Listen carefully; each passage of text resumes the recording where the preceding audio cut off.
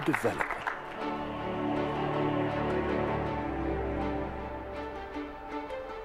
11.5 months of hibernation has taken its toll. And the sun is harsh as these nocturnal, cave-dwelling creatures must greet daylight. For most, this momentous migration is their first, while for a select few, the pilgrimage is a time-honored tradition.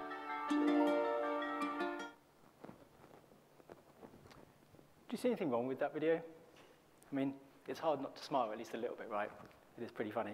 And there's even a bit of diversity in there. There's some women, although maybe not 50-50 split. There's a bit of BAME representation as well. And there's even some age diversity there at the end. And as I say, it's just meant to be a bit of fun, right? Well, here's what I think is wrong with it.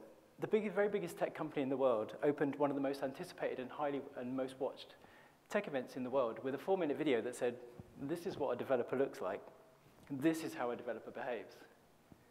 Quite literally millions of people watched it live.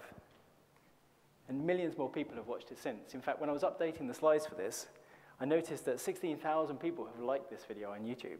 Now, to put that into context, rooms 1, 2, and 3, halls 1, 2, and 3 next door in the convention center, if you put them all together, that wouldn't actually be enough people. We wouldn't be able to fit everyone in.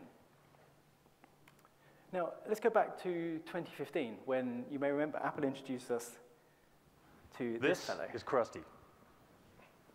Now, you've probably all worked with some version of this guy. Krusty is that old school programmer who doesn't trust debuggers, doesn't use IDEs. No, he favors an 80 by 24 terminal window and plain text, thank you very much. And he takes a dim view of the latest programming fads. Now, I've learned to expect Krusty to be a little bit cynical and grumpy, but even so, it sometimes takes me by surprise. So I guess David Abrahams, that's the guy in the chinos, who is incidentally the technical lead for the Swift Standard Library. I guess he considers himself to be new school. And because Krusty is old school, it's kind of okay to mock him. Well, my question is, does he mean old school? Or does he really just mean old? Now, I have something I need to confess, but bear with me a moment.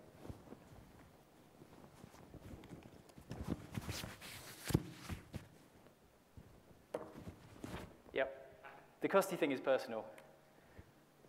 I kind of feel a little bit like him some days.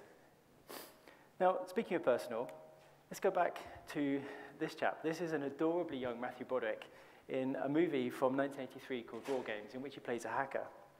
You can probably tell it's 1983 from the computer. Now, I watched this film as an 11-year-old, and I loved it. I thought it was so cool. And I thought I was cool too, because there I am up on the screen. I really felt like I was part of a select few. So then I went to college, and I never once thought it was odd that there was just one woman on my computing course. Nor did I think it was odd that she should be the butt of so many jokes, and even actually consider leaving the course altogether. It was the same at university. The lack of women, hell, you know what, the lack of any diversity whatsoever was just the natural order of things. I really was part of a select few. Except it's not 1983 anymore, and just as the computers have changed, so finally is our industry. In the last decade, one of the things that's most excited me is that with every generation of developers, we look less and less like each other. These are just a few of the people that I consider myself very honored to know, and every one of them is as amazing as they are different. So why are we still being shown these same stereotypes then? You know, from Apple's Keynote through to Mr. Robot, the Silicon Valley, the Big Bang Theory, the IT crowd, the social network, and yeah, right back to my childhood and war games. It seems like Matthew Broderick really is the archetype programmer and, you know, has been for 35 years. So Apple, I need to tell you something. I fanboy you so damn hard. I mean, look where I am, right? I'm at AltConf at WWDC. But it's 2019, and it's not okay to say that if you don't behave like us, you're not part of the community, or if you don't look like us, we're going to shun you. It's not even remotely funny.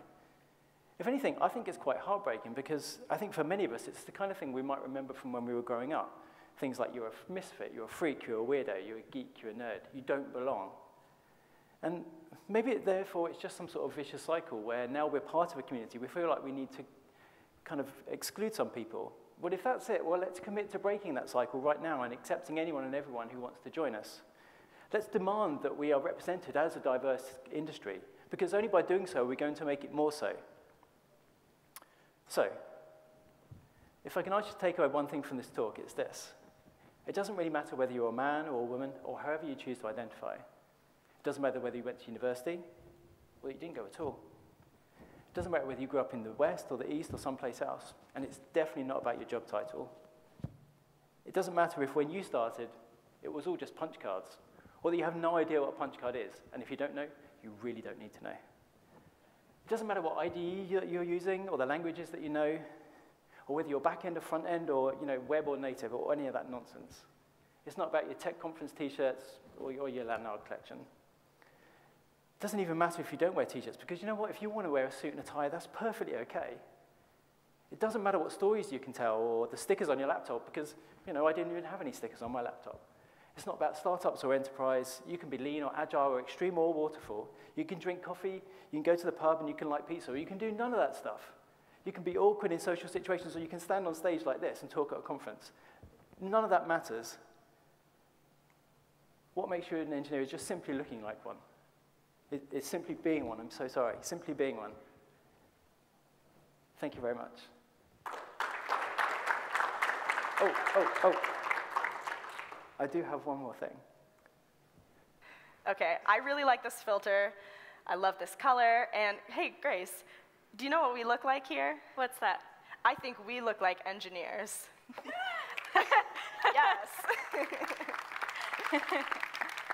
Maybe things are getting a little bit better. Thank you this time.